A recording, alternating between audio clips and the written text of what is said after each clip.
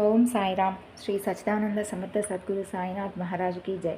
మన సాయి కుటుంబ సభ్యులందరికీ నమస్కారం అండి. ఎలా ఉన్నారు, ఏం చేస్తున్నారు? మీరందరూ కూడా సంతోషంగా, క్షేమంగా, ఆరోగ్యంగా ఉండాలని, సాయినాథుని యొక్క ఆశీస్సులు మనపై ఎప్పుడూ ఉండాలని మనస్ఫూర్తిగా ఆ సాయిని వేడుకుంటూ ఈరోజు వీడియోను మొదలు పెడుతున్నాను. ఇక ఈరోజు వీడియోలో బాబాగారి సందేశం ఏమిటి అంటే, నీ కష్టాలన్నిటికీ కూడా తుది నిర్ణయం రాబోతుంది.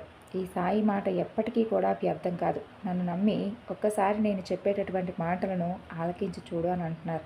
మరి ఈ సందేశంలో ఉన్నటువంటి పరమార్థం ఏమిటో తప్పకుండా తెలుసుకుందాం. అంతకన్నా ముందు మన ఛానల్ ఎవరైనా కొత్తగా చూస్తున్న వారైతే ఛానల్ను సబ్స్క్రైబ్ చేసుకొని, మీకు కనుక వీడియో నచ్చినట్లయితే తప్పకుండా లైక్ చేసి సపోర్ట్ చేయండి ఫ్రెండ్స్. బాబాగారి సందేశం గురించి తెలుసుకుందాం. నీ కష్టాలతో అలసిపోయినటువంటి నీకు తుది నిర్ణయం రాబోతుంది అని ఈ బాబా నీకు చెప్పేటటువంటి మాటల్లోనే తప్పకుండా అర్థమవుతుంది. కాబట్టి నేను చెప్పేటటువంటి మాటలు ఏవి కూడా వ్యర్థం కావు. నీకు కూడా తెలుసు కదా, ఈ సాయి ఏదైనా కానీ మాటిస్తే అది తప్పకుండా నెరవేర్చేలా చేస్తాడు అని. కాబట్టే ఈరోజు నీకు నేను మాటిస్తున్నాను. ఏదైతే నీకు ఈరోజు నేను చెప్పేటటువంటి ఈ మాటలు ఉన్నాయో ఆ మాటలను బట్టే నీకున్నటువంటి కష్టం అంతా కూడా ఏ విధంగా తొలగిపోతుందో, ఎలా మంచి రోజులు నీ వద్దకు రాబోతున్నాయో అవంతా కూడా నీకు తప్పకుండా అర్థమవుతుంది. కాబట్టి పూర్తిగా ఆలకించు. ఏది కూడా, ఏ మాట కూడా వ్యర్థం కాకుండా నీ జీవితానికి తగినటువంటి దిశానిర్దేశం నేనే చేస్తాను.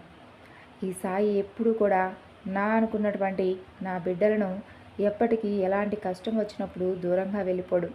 వారి చెంతనే ఉంటూ వారికి వచ్చినటువంటి ప్రతి కష్టాన్ని గమనిస్తూ ఆ కష్టాన్ని వారి నుండి ఏ విధంగా నివారింపాలా అనేటటువంటి ఉద్దేశంతోనే ఎదురు చూస్తూ ఉంటాను.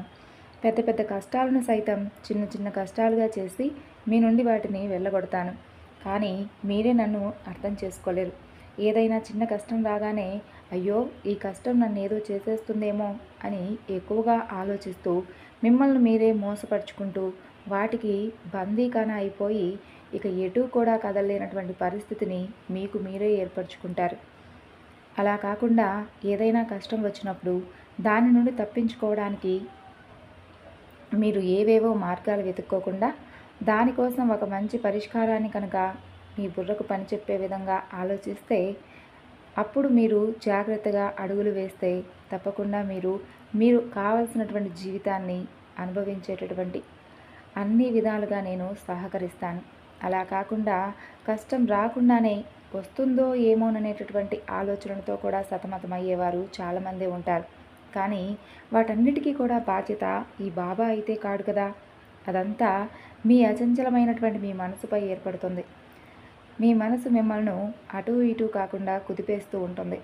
విపరీతమైనటువంటి ఆలోచనలతో మిమ్మల్ని స్థిమితంగా ఉండనివ్వకుండా ప్రతిరోజు ప్రతి క్షణం మిమ్మల్ని అదే పనిగా ఎక్కువగా ఆలోచింపచేసే విధంగా చేస్తుంది. అలసిపోయినటువంటి నీ మనస్సు ఎంత బాధపడుతుందో నాకు తెలుసు. ఇక నీ మనసు కంటే ప్రశాంతమైనటువంటి మనసు బాగా ఆలోచింపగలదు. ప్రస్తుతం నువ్వు ఉన్నటువంటి పరిస్థితి అలాంటిదే. నీ కష్టాలతో ఎంతో అలసిపోయి ఉన్నావు. కాబట్టి ఈ అలసిపోయినటువంటి మనసుతో ఏది ఆలోచించవద్దు. కాసేపు ప్రశాంతంగా మనసును ఈ బాబాపై దృష్టి ఉంచి కాసేపు నేను చెప్పే మాటలను జాగ్రత్తగా ఆలకించి చూడు. అలాగే బాగా నీ జీవితంలో వచ్చినటువంటి కష్టాన్ని ఎలా తొలగించుకోవాలా అనే దానిపై ప్రయాణించు.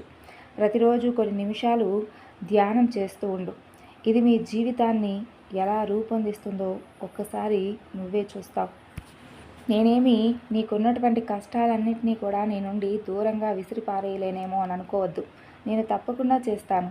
కానీ ఎప్పుడూ చెప్పే మాటే మరొకసారి చెబుతున్నాను. కొంచెం ఆలస్యమవుతుంది. కాబట్టి నాపై మీ విశ్వాసాన్ని పెంచుకోవాలే కానీ తగ్గించుకోకూడదు. సమస్య వచ్చినప్పుడే ఈ బాబాపై ఎక్కువ విశ్వాసాన్ని చూపించాలి. మీరు నా లీలా అనుభవాలను మరి ఎప్పుడు గుర్తిస్తారు చెప్పండి? అనుభూతి చెందితేనే కదా ఆ అనుభూతి మీరు చెందే విధంగా నేను కూడా చెయ్యాలి అనే ఉంటాను. మీకు తప్పకుండా ఈ సాయి అంటే ఏమిటో అర్థం కాకపోయినా నేను మిమ్మల్ని ఎల్లవేళలా రక్షిస్తున్నాను అని మాత్రం మీకు అర్థమయ్యే విధంగా చేస్తాను. కాబట్టే నాపై విశ్వాసం కలిగి ఉండండి అని చెబుతున్నాను. నేను ఎప్పుడూ మీతోనే ఉంటున్నాను అని నమ్మండి. మీరు మాయలో చిక్కుకోవడం ఈ బాబాకు ఏమాత్రం ఇష్టం లేదు.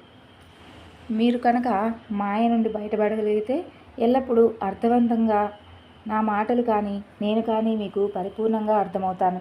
నేను మీకు మంచి జీవితాన్ని అనుగ్రహిస్తాను తప్ప ఎప్పుడూ చెడు జీవితాన్ని ఇచ్చేటటువంటి దుర్మార్గుడినైతే కాను. మీ బాబా మనసు ఏమిటో, మీ బాబా ఏమిటో నీకు మాత్రమే తెలుసు. అయినప్పటికీ నేనేదీ చేయడం లేదని, నీ కష్టం చూస్తూ కూడా ఊరుకుంటున్నానని పొరపాటు పడవద్దు. ఈరోజు నువ్వు ఎక్కడికి వెళ్ళినా నా దర్శనం నీకు తప్పక అవుతుంది. తరువాత నీ మనసు కూడా కుదుట పడుతుంది. నీకు బాధ కలిగించే పనులు కానీ, లేదంటే నిన్ను ఇబ్బందికి గురి చేసేటటువంటి ఎలాంటి పనులకైనా సరే నువ్వు ఎప్పుడూ కూడా దూరంగా ఉండాలి. ఎందుకంటే వాటి గురించి ఎక్కువగా ఆలోచిస్తూ నువ్వు వాటికి ఎంత దగ్గరవుతావో అవి కూడా నిన్ను అంతే వాటి గుప్పిట్లో పెట్టుకొని నిన్ను బయటకు పంపించకుండా నిన్ను ఆ సుడిగుండంలోనే ఇరికించే విధంగా చేస్తాయి. కాబట్టి నీకు ఏదైతే బాధ కలిగిస్తుందో వాటన్నిటి గురించి కూడా వదిలేయి, పట్టించుకోవద్దు. నీ కర్మలను శుభ్రపరచడానికి నేను నీకు సహాయం చేస్తున్నాను కదా, మరి ఇదెందుకు నువ్వు గుర్తించడం లేదు? అద్భుతమైనటువంటి నా ఆశీర్వాదం నీకు దక్కబోతుంది. అది నీ అంచనాలకు ఏమాత్రం కూడా అవధులు లేకుండా మించేటటువంటి ఆశీర్వాదం. మీరు కూడా అడగనటువంటి మంచి మంచి విషయాలు మీ ఇంటికి రాబోతున్నాయి. నీ జీవితంలో ఈ బాబా తన లీలను చూపించబోతున్నాడు. ఒక్క విషయం అయితే చెప్పాలి అనుకుంటున్నాను. అదేమిటి అంటే, నువ్వు ఆపదలో ఉన్నప్పుడు ఆదుకున్న ఆప్తుణ్ణి ఈ సాయిని, నువ్వు బాధలో ఉన్నప్పుడు నీ బాధను పంచుకునేటటువంటి బంధువును నేనే, నీకు సలహా కావాల్సినప్పుడు నీకు సలహాని ఇచ్చేటటువంటి సన్నిహితుడిని కూడా నేనే, నీ మేలు కోరే మిత్రుడిని నేనే, నీకు ధైర్యాన్ని ఇచ్చేటటువంటి ఆత్మీయుడిని నేనే. జీవితంలో నన్ను ఎప్పుడూ కూడా దూరం చేసుకోవాలి అనే ఆలోచన ఎప్పుడూ రానివ్వద్దు. ఎన్నడూ కూడా నన్ను దూరం పెట్టదు. ఎందుకంటే ఎప్పుడైతే ఈ సాయిని నువ్వు దూరం పెడతావో ఒక్కసారిగా నీ చుట్టుముడతాయి కష్టాలన్నీ కూడా. జాగ్రత్త. ప్రస్తుతమే కాదు, ఎప్పటికైనా సరే నేను నీ చుట్టూ ఉంటున్నాను కాబట్టి, నీతో ఉంటున్నాను కాబట్టి అవేమీ కూడా నీకు ఎలాంటి ప్రమాదం చేయలేకుండా అలా ఆగిపోయి ఉన్నాయి. వాటన్నిటికీ కూడా నేను నా చేతిని అడ్డుగా పెట్టి ఆపి ఉన్నాను. ఎలాంటి పరిస్థితినైనా సరే నేను ఎదుర్కొంటాను తప్ప నా భక్తులను మాత్రం నేను అగాధంలో పడిపోయే విధంగా చేస్తానా? ఈ బాబాను పొందే అవకాశం అందరికీ రాదు సుమా. మీరు ఈ సందేశాన్ని విన్నట్లయితే ఈ బాబా మనసేమిటో నువ్వు పూర్తిగా తెలుసుకున్నట్లే. నువ్వు ముందు ఆయనకు కృతజ్ఞతలు తెలియజేయాలి. ఎందుకంటే నీ చుట్టూ ఇన్ని కష్టాలున్నప్పటికీ నువ్వు ఇంత ధైర్యంగా ఓర్పుగా వాటిని ఎదుర్కొంటున్నావు అంటే వాటన్నిటికీ కూడా నీకు ధైర్యాన్ని కల్పిస్తున్న వ్యక్తే ఈ సాయి. చూస్తూ ఉండు, అతి కొద్ది రోజుల్లోనే నీ సమస్యలకు, నీ కష్టాలకు ఎలా ముగింపు పలుకుతానో నువ్వే చూస్తూ ఉండు. కేవలం ఈ బాబా మాటలు వినడం వలనే ఏమీ జరగదు, వాటిని అమలు చేయడం వలనే చాలా ముఖ్యం. కాబట్టి నీకు అన్ని విషయాలు తెలుసు. మంచి చెడుల మధ్య తేడాను కూడా నువ్వు గుర్తించాలి. ఇంకా అయోమయం, జీవితాంతం కూడా నా జీవితం ఇంతే అనేటటువంటి భ్రమ నుండి బయటపడాలి. నువ్వు ఈ ప్రపంచంలో జీవిస్తున్నావు, అలాగే ఇంత అవగాహన నీకు లేకపోవడం నిజంగా నాకు బాధాకరంగా ఉంది. నీ వద్దకు ఏ సమస్య వచ్చినా కూడా దానిని తప్పించుకునేటటువంటి పరిష్కారం నీలోనే దాగి ఉంది. ఒకవేళ నీకు ఆ పరిష్కారమే రాకపోతే, దొరకకపోతే, చుట్టూ ఏదీ కూడా కానరానటువంటి పరిస్థితిలో నువ్వు కూరుకుపోతే అప్పుడు ఈ సాయి సహకారం నీకు అందకుండా ఉంటుందా? ఇప్పటికే నీ బుర్ర నిండా ఆలోచనలతో ఎంత సతమతమవుతున్నావో నాకు బాగా తెలుసు. కాబట్టి ఇక నీకు మంచి చెడుల యొక్క సమూహాల గురించి వివరించాను. ఎటువైపు అడుగులు వేయాలో చెప్పాను. ఎక్కువ ఆలోచనలతో సతమతమవద్దు అని చెప్పాను. నీ స్వభావంపై ఆధారపడి ఉంటుంది ఇక ఏదైనా.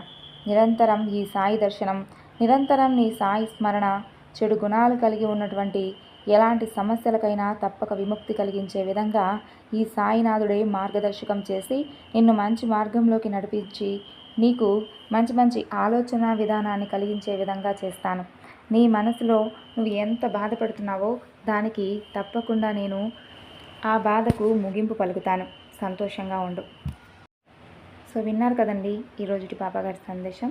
ఈ సందేశం మీ అందరికీ నచ్చింది అనుకుంటున్నాను. నచ్చితే తప్పకుండా మరికొంతమందికి షేర్ చేయండి.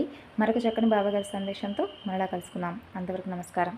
ఓం సాయిరామ్. సర్వేజన సుఖినో భవంతు.